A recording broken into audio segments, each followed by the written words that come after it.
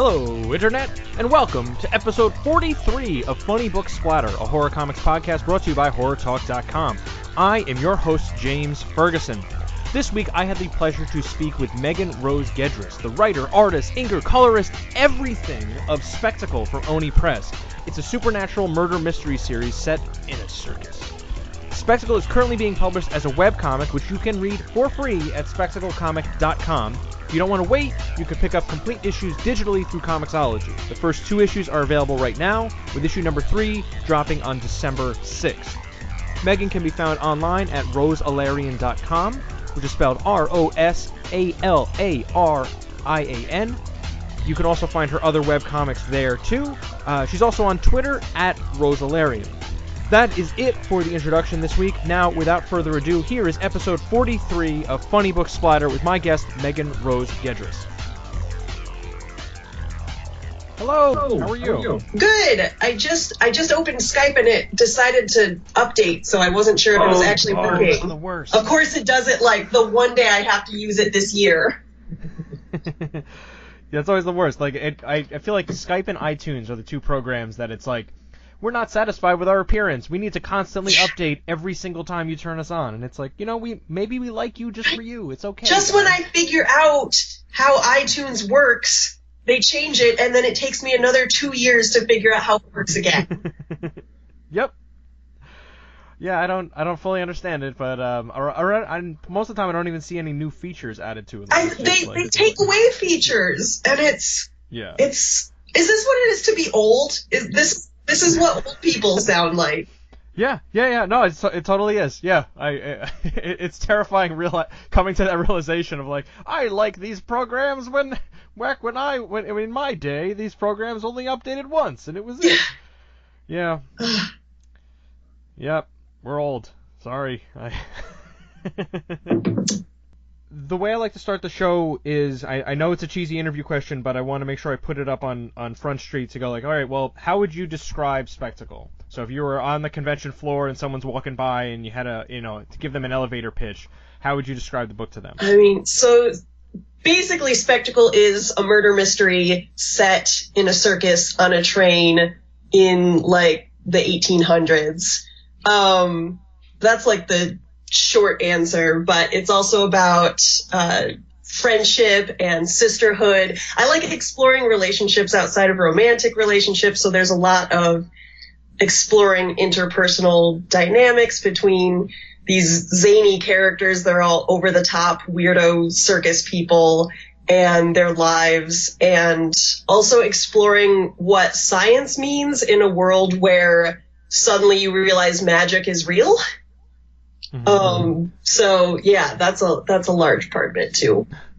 So a few things I want to unpack there. So the carnival setting and how you talked about like exploring, what was the word you said? It was exploring non-romance relationships between people. So in the case of Spectacle, you have these 2 sisters that are at the heart of the story that have a very interesting dynamic between the 2 of them. Like they both bring something to the table when it comes to performances in this circus, or is it a circus or a carnival? It's a circus. Circus. But one seems to be more valued than the other in terms of her skills, and that plays into their characters as well. Where did those kind of characters come from? Where are those taken from any real life experiences in terms of like relationships with siblings?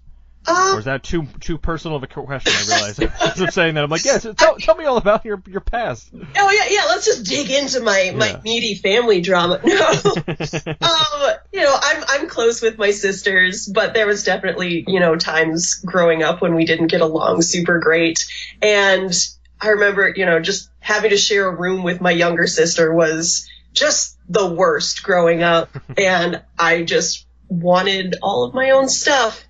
And so having these sisters where, they are very much physically close together and, but not particularly close in their relationship before Kat's death, sort of getting to know each other better now after she dies, now that they are forced to share a body. I don't know. I just thought that was interesting, and it's not necessarily rooted in anything real. Because I did start writing this story before I was a performer, and a lot of it was just coming up with just weird characters. I came up with the characters during this like art challenge a few years ago of just design 30 characters in 30 days. And I only did like 6 before I got distracted and bored. But a lot of the main characters in Spectacle were the ones that I designed, and I was really just designing characters for the sake of designing characters. And then I was like, well, let's see what I can do with these people that I've made. Yeah. So I want to also point out, like, some slight spoilers there in what we're talking about, because, like, yeah, if you couldn't figure all that out, the murder mystery that we're talking about is one of these sisters. Yeah, so, yeah. like, yeah. I don't consider it too much of a spoiler because it does happen like halfway through the first issue, and there's going to be... It's a main part of it, but, like, yeah, just in case you weren't aware, you got confused, like, oh, wait, I thought they were sisters, and it's like, no, like, that's the mystery, and then, like, you get this whole cool supernatural element because she becomes a ghost, and they have to kind of, like, work together to solve her own death. Yes. Which is a nice touch there. Yeah. So Kat is dead from basically page 1 of this story. Mm-hmm. So that's not too much of a spoiler, I think. Yeah. No, I think we're one of see you're like every interviewer's dream here, because like every answer you've like thrown out, like I have like 6 follow-ups for all of this. You mentioned you're a performer, are you performing in this kind of circus landscape as well? A little bit. I am friends with a lot of circus people. So about 6 years ago, I joined a burlesque troupe by accident. Okay. How does that happen? So they said they needed people for the chorus, which I thought meant singers. And I showed up to the first day of rehearsal, and it turns out they were hiring dancers. Huh. And so I just went with it and started performing in this burlesque troupe, and then started going on tour with them. And I've mentioned this a couple times in like on my Twitter and stuff, but I came up with the idea for Spectacle before I joined this show. And like, I'm really glad I joined the show because it changed a lot of the story, actually, as far as, just learning what it's actually like to be on the road with a whole bunch of other weirdo performer circus people and living in close quarters and all of the weird problems that you never thought you were going to have in your life. Just so many things that I could never anticipate coming up. I definitely added a lot more of that in further dress. I've been working on Spectacle for about 6.5 years at this point. Yeah. Or actually about exactly 6 years. I came up with it. So October 2011 was the art challenge of like make a whole bunch of characters. And then November 2011, I was doing the NaNoWriMo thing, the National Novel Writing Month, where you try and write a novel in a month. So I took these characters I had just created, and I was like, let's try and write a novel using these characters. And so I actually did. I got to 30,000 words in the novel. It wasn't anywhere close to being finished, and I also realized that all of these characters were so colorful that it wasn't going to work in a novel form as good as it was going to work in a comic book. So I scrapped the novel and started rewriting it as a comic. And while I was working on that, I started performing and added a whole lot more that the novel version did not have. That's awesome. Like so it's this kind of like evolving thing that's like it's I guess part of it is waste not want not. Like you created these things and it's like all right, characters and they're just around and it's like, well, no, I want to do something with them. Does it fit here? No. Does it fit here? No. But oh no, we could do it this way, comic book, and then it goes out into the world that way. It's just like you have to get it out of your head somehow, and it was just finding the right way to do that. Yeah, these characters were definitely bouncing around in my head for a really long time, and I would work with them off and on. And, you know, I'm always working on at least like 3 different projects at any one time. And so I was always like, I really want to work with these, but I'm working on, you know, these 5 other series. So I will get to this when I get to this. But I did always like here and there do a little bit more work on it and a little bit more work on it until I was like, I've got enough that I really need to start actually drawing this.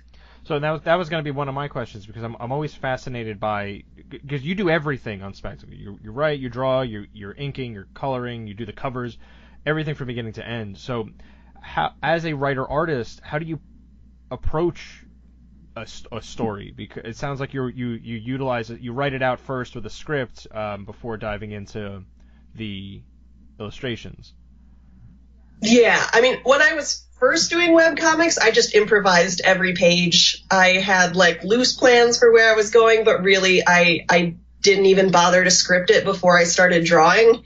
And I don't think those pages turned out very well. And I think the stories kind of rambled. And now, you know, I've got an editor that I am beholden to. I have, you know, an audience that I want to. I don't want to deliver something to my audience that I don't think is the best that I can. Like, that was fine with me, I guess, when this was like a hobby that I did on the side while I was in college. But this is my job now. I have been making comics exclusively as my job for years now. And so I want to make those as good as I can. So I definitely, you know, I tend to script 5 issues at a time, because that's sort of one volume, like one arc.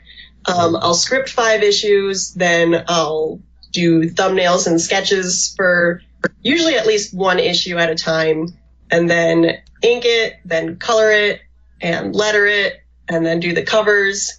Yeah, it's a lot of work. It is a lot of work. There's a reason why, like, you know, most comics seem to be done by multiple people like that. But if it's your story, like, and you certainly have the capability to do everything, it's like, yeah, this is all you. So that's saying something, that like you can complete a project like that from beginning to end without relying on another person to help out.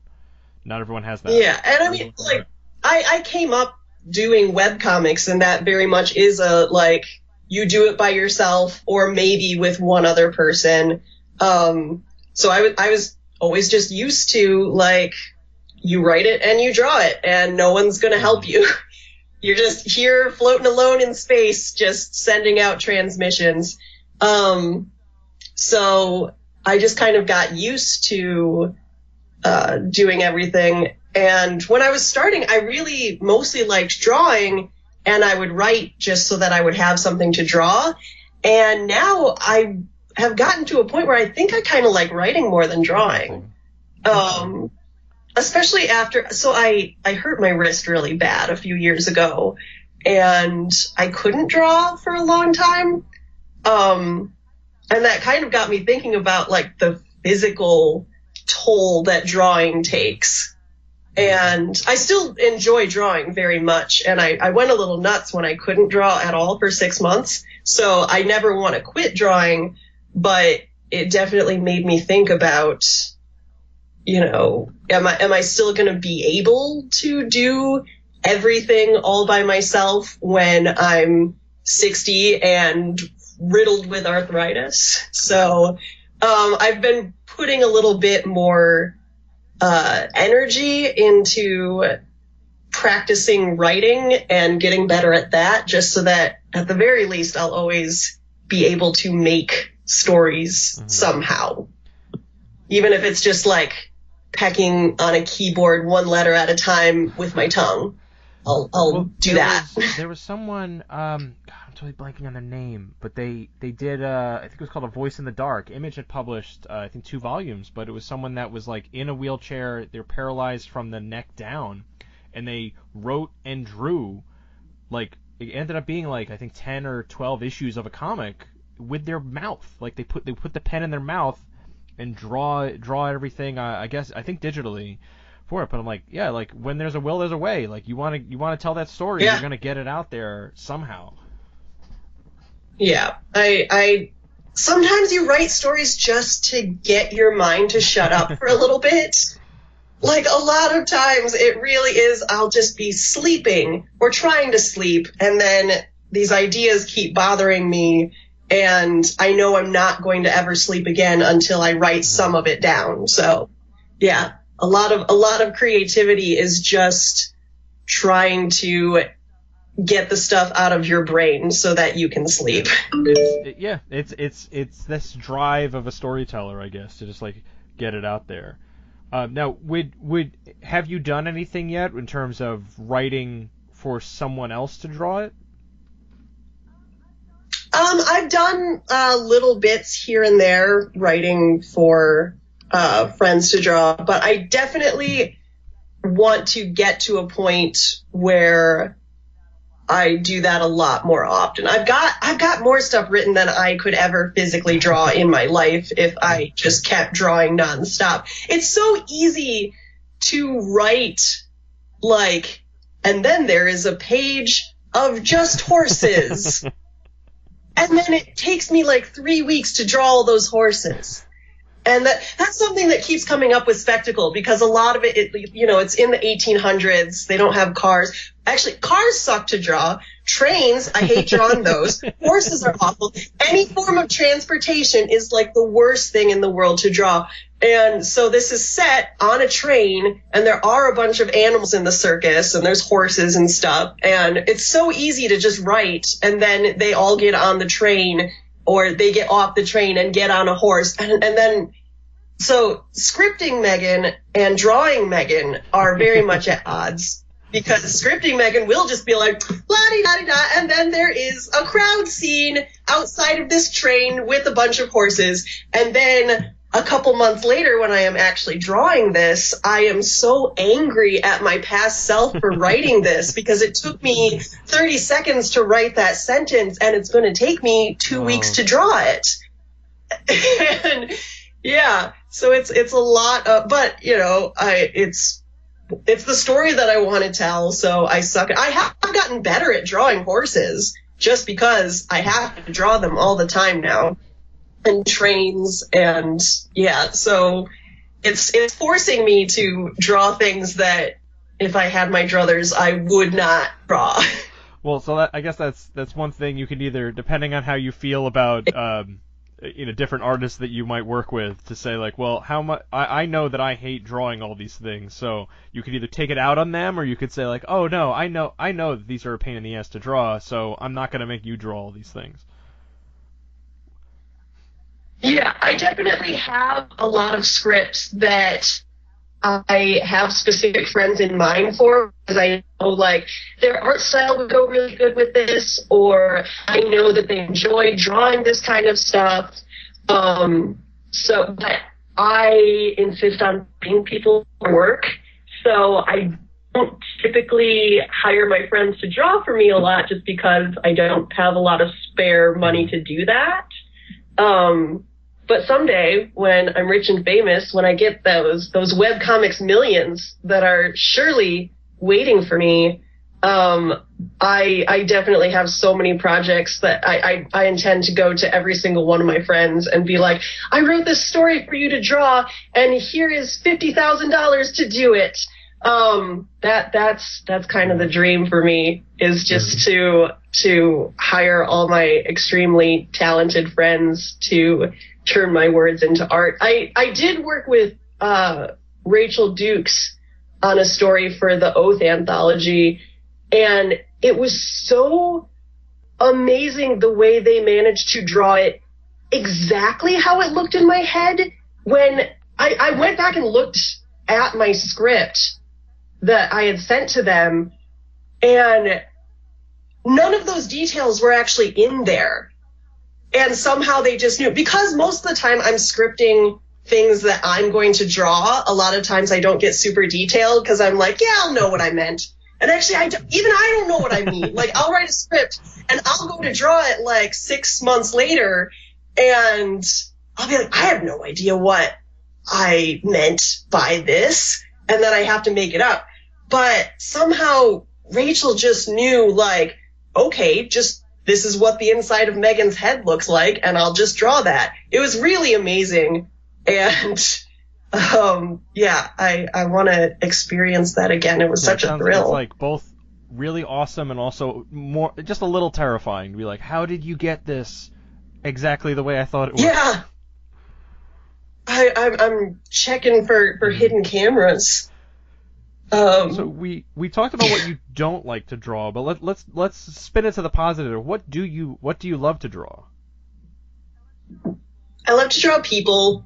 I love to draw just over the top people, very expressive things.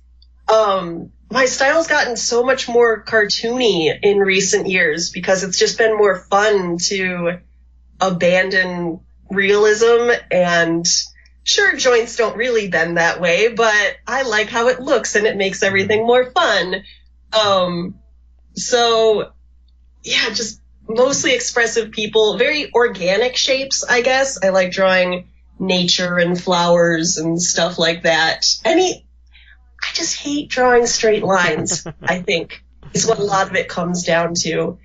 And so you'd think that I would like drawing animals because I like organic lines and humans, but I think a lot of it is I just can't figure out feet. It took me so long to figure out how to draw human feet, and I finally got a grasp on that, and then now all the animals have their different feet, and it's just so difficult to learn how all these different feet look. I mean, there's a Rob Liefeld joke I could make here, but I'm not going to. But it's like there are certain parts that, like, I'm sure with any creation in general, that it's just like, whether it's perspective or anything, like you look at someone, you're like, how the heck did you draw that? Like, that's just like you're able to do it, but it's just you can't wrap your head around it sometimes. Like, how does all that work even? Yeah, how does it fit together? When I was younger, I thought I was going to be an architect, and then I realized I don't even like drawing straight lines and in the backgrounds of my comics. So that's probably not a good career choice, because that's a lot of straight lines. It's a lot of straight lines and right angles, and so yeah, I went with the mostly drawing people route, and it's been working out so far. Now, the Spectacle is published I guess I'd say an interesting way from a traditional publishing standpoint, in that it's released now for free as a webcomic on spectaclecomic.com, and then it's also being released, if you can't wait for each issue to drop, or each page to drop, it's twice a week, I think it drops?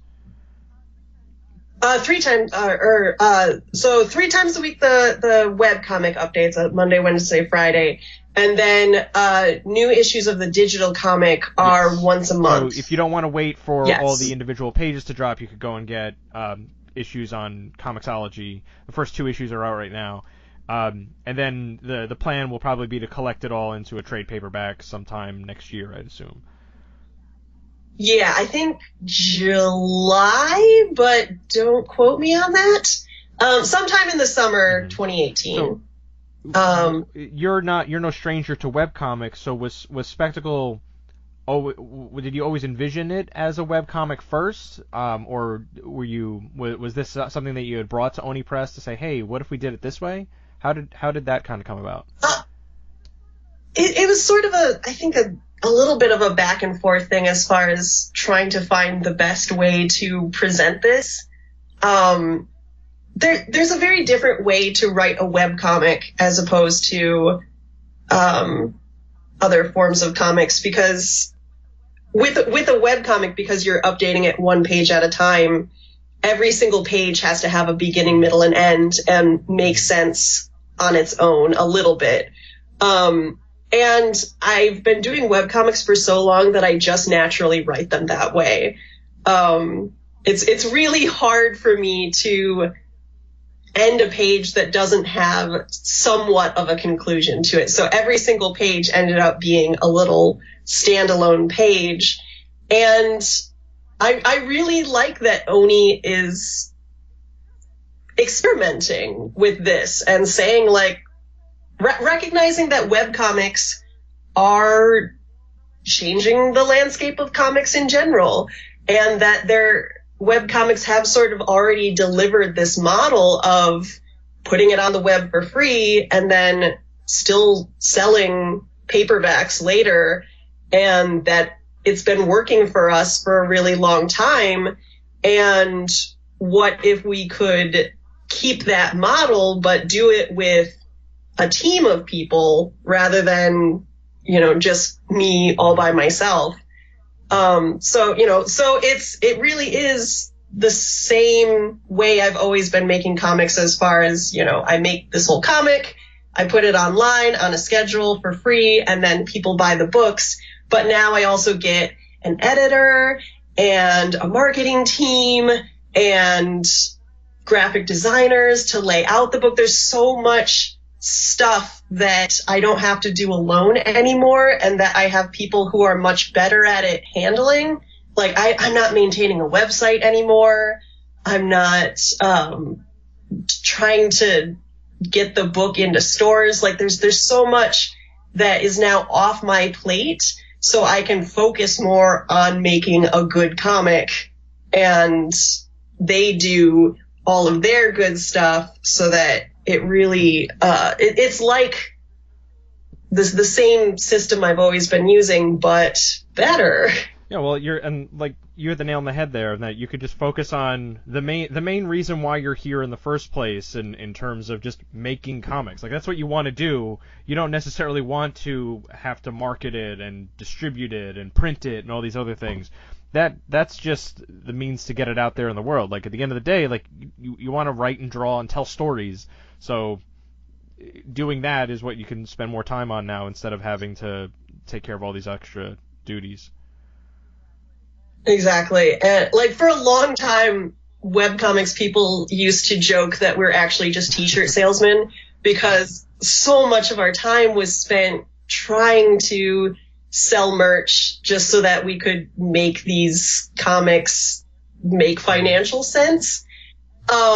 And now, like, I still do, like, sell merch and stuff, but it is a smaller percentage of my time and money that I am doing that. And now a lot more of my time is spent just drawing, and it's great. And this is where I wanted to be. Great.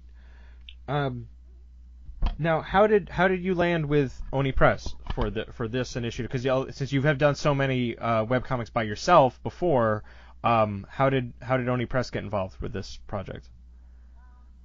Well, it was actually because of those webcomics that my editor Ari, she had read some of my webcomics, and a few years ago, she just emailed me out of the blue and said, I just started working at Oni, and I've liked your work for a long time, so if you've ever got anything that you'd like to pitch to us, send it along.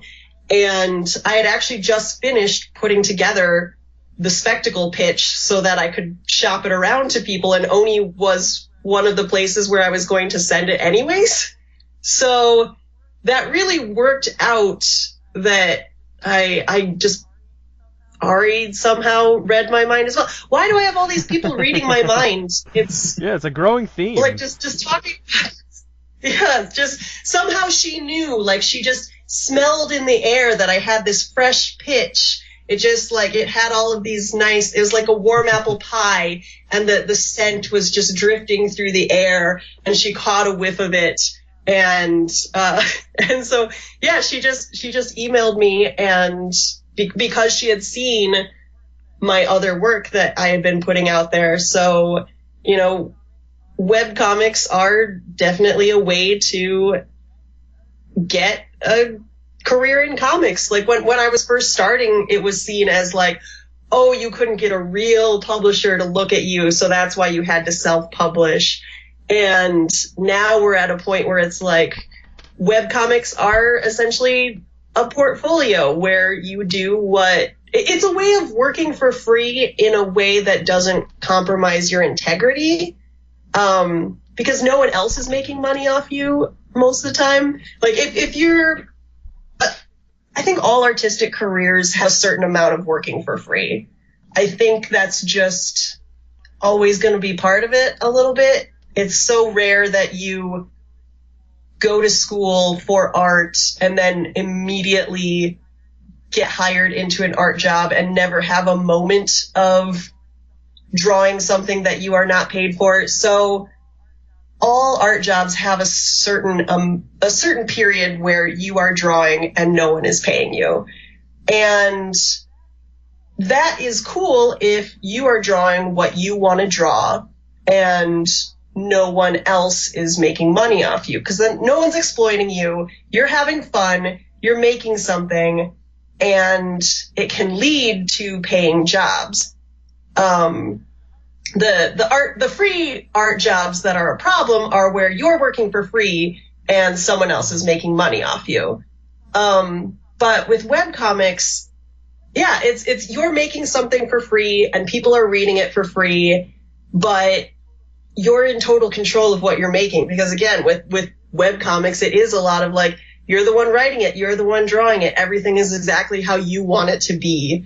And once someone starts telling you what to do, you gotta get paid. But I will say they at Oni, they very rarely tell me what to do. Like they will have suggestions, and some of them are strong suggestions, but it is always with the sentiment that this is going to make a stronger story, and we want your story to be as strong as possible. And there's never been an instance where they wanted me to change something with no explanation that compromised my ideals or my story. It was always like, hey, this isn't quite clear.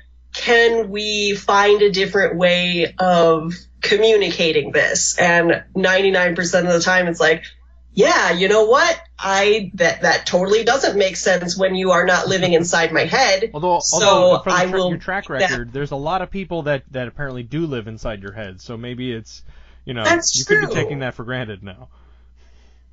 That's very true. But there's definitely, I mean, I think art definitely needs to speak for itself and not have me like making comments on every page like, no, but here's what this page actually means. Yeah, you don't want to have to explain everything. I definitely did with some of my earlier comics. I definitely over-explained a lot of my art outside of the art itself. So it's nice to have an editor who is just like, it could be better. And it always is better for it. And then every now and then they'll request a change and I'll say, I don't want to make that change and here's why.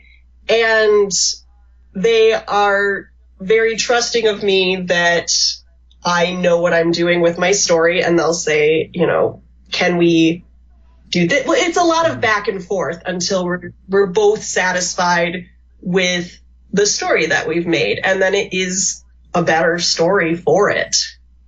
That's great, yeah, and that's something that, like, having that support there. You touched on a lot of great points there. Like the webcomics as a portfolio is something that I think is often overlooked, because especially now with things like Kickstarter, because like, yeah, you're giving something away, but then you're also creating an audience, and it's something that you own entirely.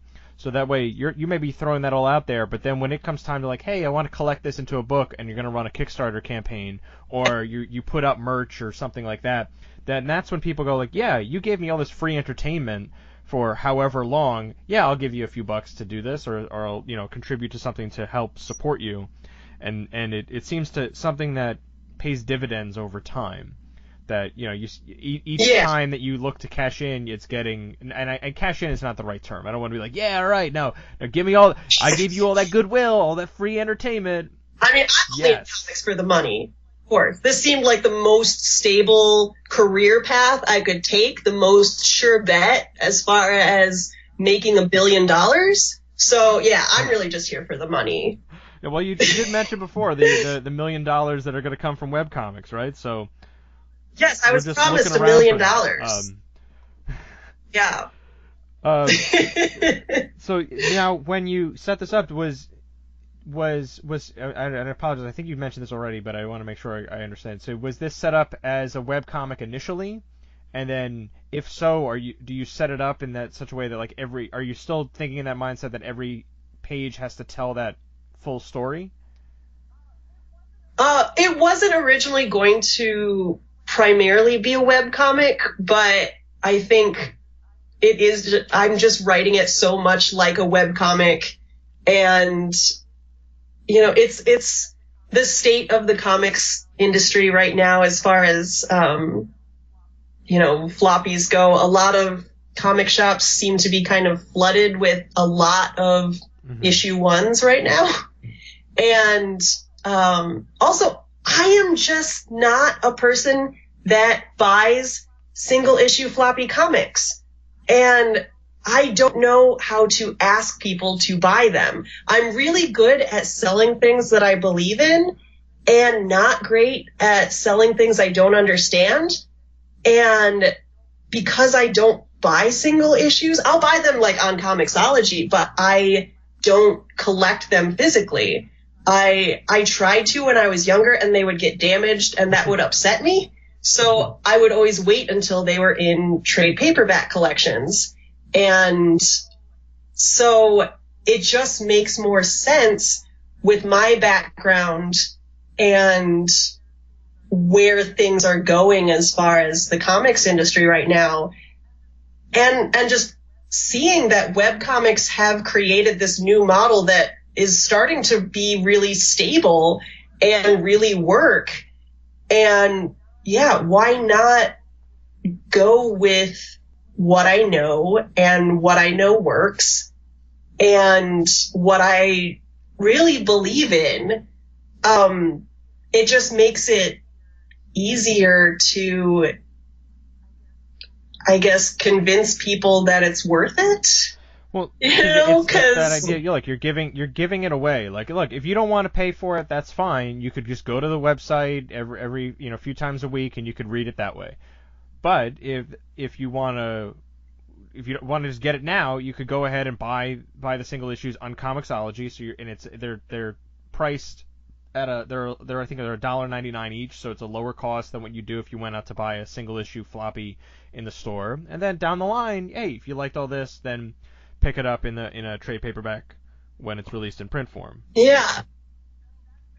I mean, that's how I personally buy comics. And I think it's how a lot of people are reading comics right now. As like, some webcomic artists that I know have, you know, hundreds of thousands of readers. And that's far more than you're seeing copies of single issues selling in physical stores. I think webcomics. the top grossing Kickstarters for comic books have all been webcomics first too. So those are people that, again, they did the work, they put the work out there for free, and you know they're only getting stuff here and there from advertising on the site, which is minimal, and a bunch of other, like, you know, a handful of other stuff for conventions. And then it's like, yeah, we want to collect this, and then it's just like just gangbusters out there because you've built up this audience over time, and you've shown, like, I can deliver on this, and you know, help me out here. I want to do this. Wouldn't it be cool? This webcomic that you love, that you've been reading for X amount of time, is now something you could put on your shelf. Yeah, I mean, it's a very different experience reading something as a webcomic versus reading it in physical form, like collected in a paperback. Like it's you pick up on different things, because I do have a huge bookshelf full of webcomic paperbacks, and it's amazing the stuff that you notice when you're reading it through in book form in your hands that you didn't notice when it was one page at a time on the web. And like, it's very enjoyable to read it on the web one page at a time. And it's always that anticipation of, ooh, what will this new day bring for these characters? But then you get a sense of the larger story when you read it, you know, a whole book at a time. And so I think that's part of the appeal, why people do buy these books, even though they can just go back to the website and read it for free there.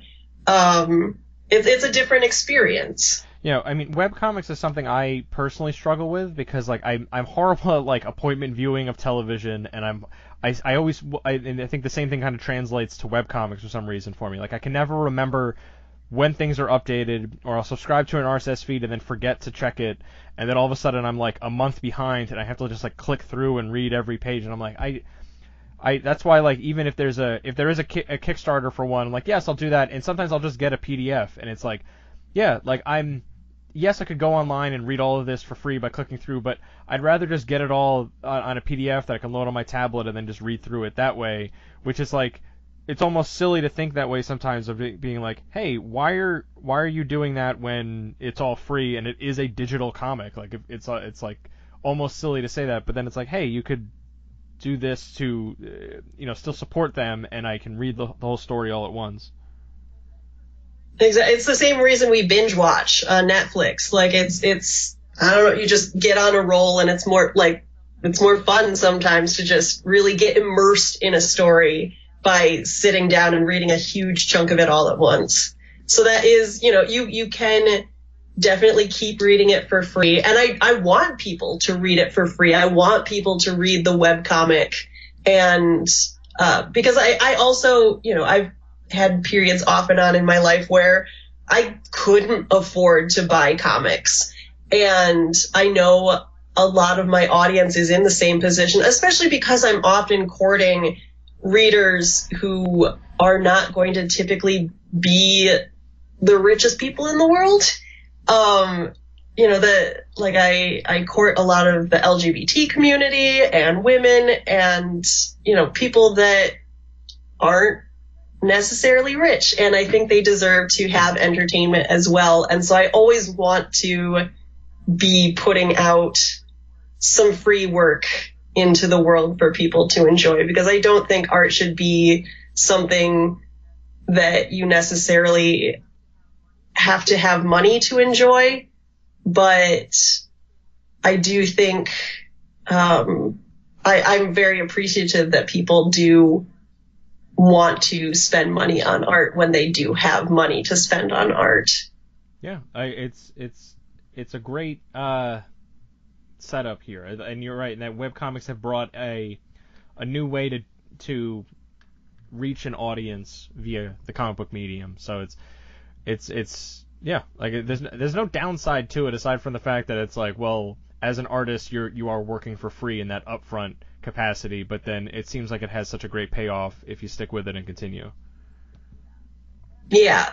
And, the people that only want to read it for free, we're probably never going to spend money on it anyways. So at least, I put it out there for free, and I give people opportunities to buy a nicer experience of it, I guess. Like, you can upgrade it. You can upgrade to where you can read it all at once or hold it in your hands, and people do still want those experiences. Yeah. So I want to shift into the horror genre a little bit. I mean, there's some great supernatural elements within Spectacle. So do you remember your first exposure to the horror genre? Probably watching Poltergeist when I was like 7 years old and scaring the shit out of myself. I was at a neighbor's house, and they didn't know that I was in the room while they were watching it. These are like my friend's older siblings or something. And it really terrified me. I'm actually kind of a baby when it comes to scary things. I am, I'm very easily startled. And my imagination likes to run wild. So between jump scares and spooky things, it usually takes me, I'm better now, but it still takes me at least a week to get over watching a horror movie most of the time. But it's a little bit easier for me to write them because at least I am slightly more aware that these monsters are not real. Well, that's not uncommon. I felt like that people get into horror often to kind of like not deal with issues, but like be like, yeah, like it's not scary if I write it down and draw it this way, you know? So that way it's like coming to terms with things that terrify us. Yeah. Yeah, like every time I do watch a horror movie, the horror movie that forms in my head after watching that horror movie is often so much scarier. The laying there awake in the dark after just seeing a scary movie and your imagination is running wild and taking the incidents of this scary movie and turning it into an even scarier one in your bedroom in the dark. So I have definitely spooked myself a lot more than any of these movies. Do you remember the last horror movie you saw? Oh, I'm trying to remember because for Halloween, we actually make a separate Netflix account that just has horror movies in it. To not mess up with your algorithms or whatever, your recommendations. Yes. You understand this. Yes. I don't need it to be suggesting scary movies to me when it's, December. So yeah, so we make, and I don't really want to watch horror movies all throughout the year. I get in moods where I'm like, I really want to watch a scary movie. And so I want to deliberately enter that zone. And so we watched a bunch of horror movies, but we had really bad luck this year with horror movies, actually. It feels like all the ones that we watched, we got done and we were like, that was actually really disappointing. I guess the last horror movie that I really liked was Get Out. Like, I mean, that is definitely a horror movie. That I do not understand why anyone would classify that as a comedy at all. Like, that was definitely, and I'm white and I was terrified watching that movie. So yeah, that was an extremely suspenseful horror movie as far as I'm concerned.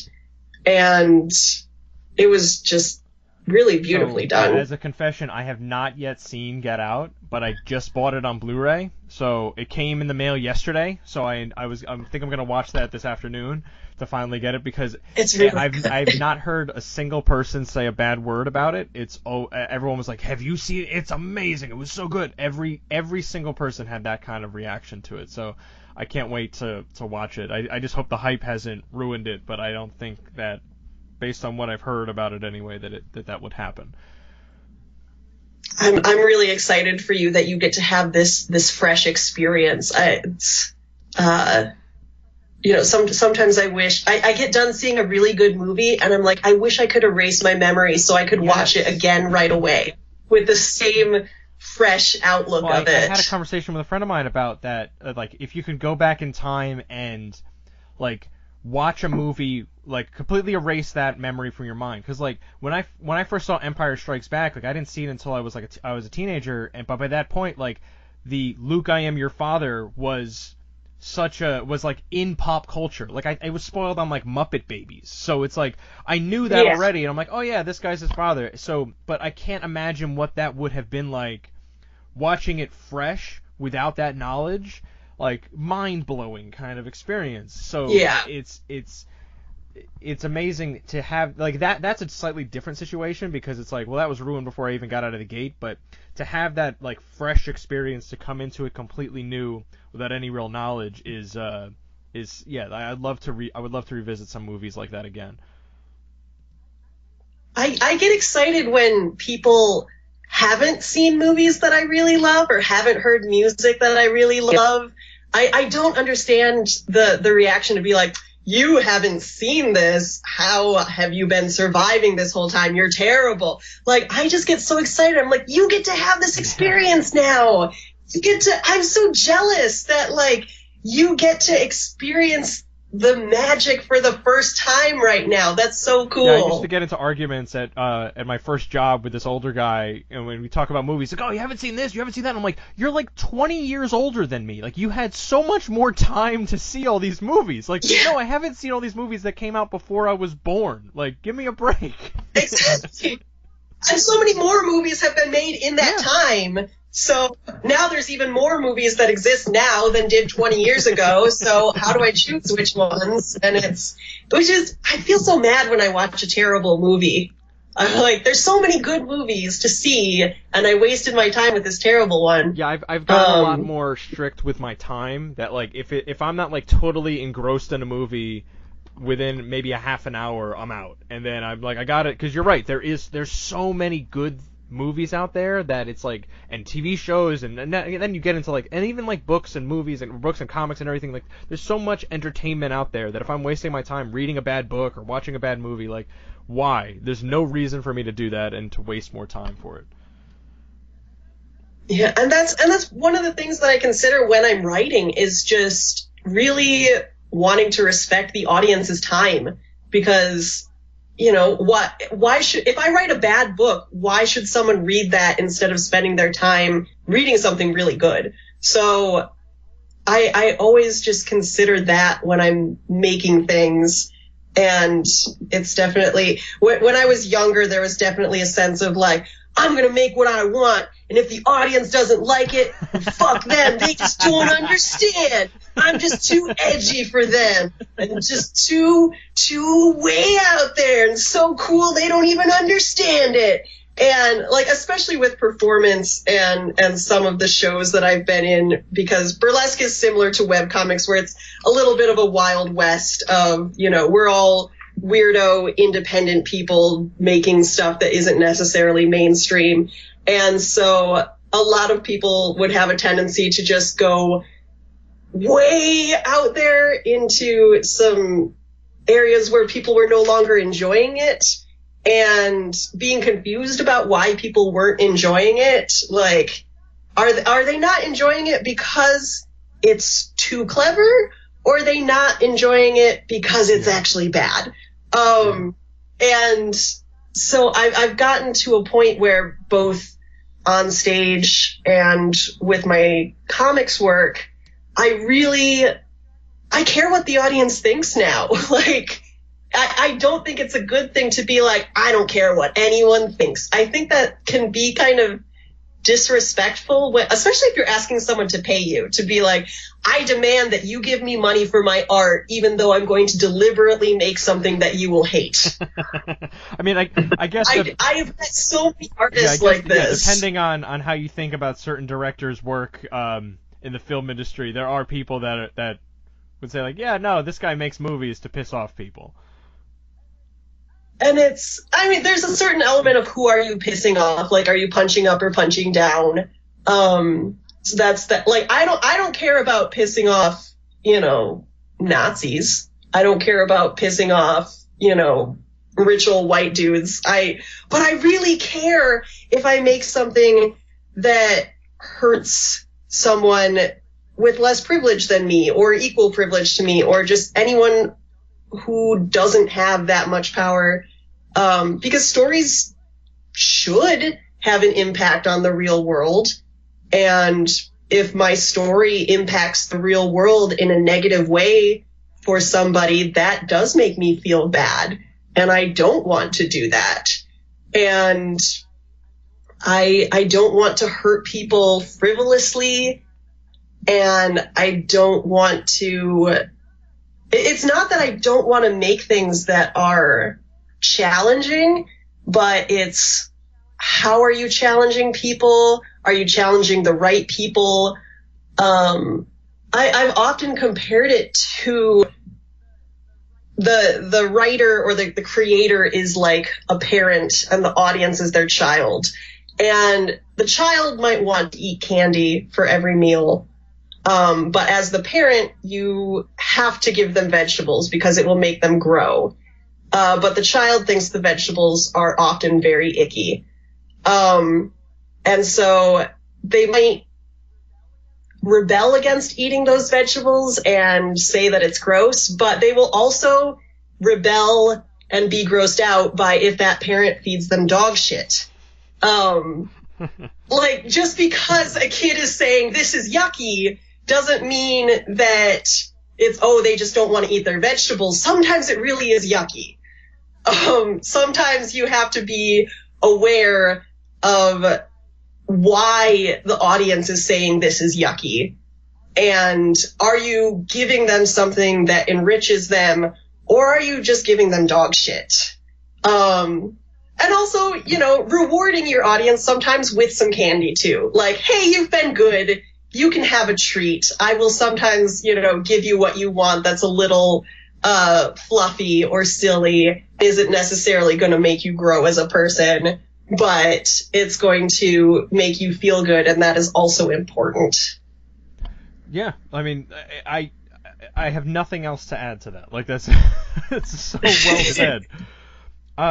So this has been such a fun chat, Megan. Where are the best places that people can go to find you online? So everything that I have ever done is going to be at rosalarian.com, which I recognize as a made-up word. So it's ROSALARIAN. It's a nickname my dad gave me when I was a kid, so I've been using Rosalarian as an artist name for like 15 years. So I've got links to basically everything that I have ever done on that website. And so there is a link to Spectacle from there, but Spectacle is on it's at spectaclecomic.com. Yep, and as mentioned, you can get the first 2 issues now for at ComiXology. They're $1.99 each, and the issue 3 looks like it drops on December 6th. Yes, I think on the first like the first week of every month there should be a new issue. And it's also going to be on Amazon Kindle and Google Play and iBooks as well.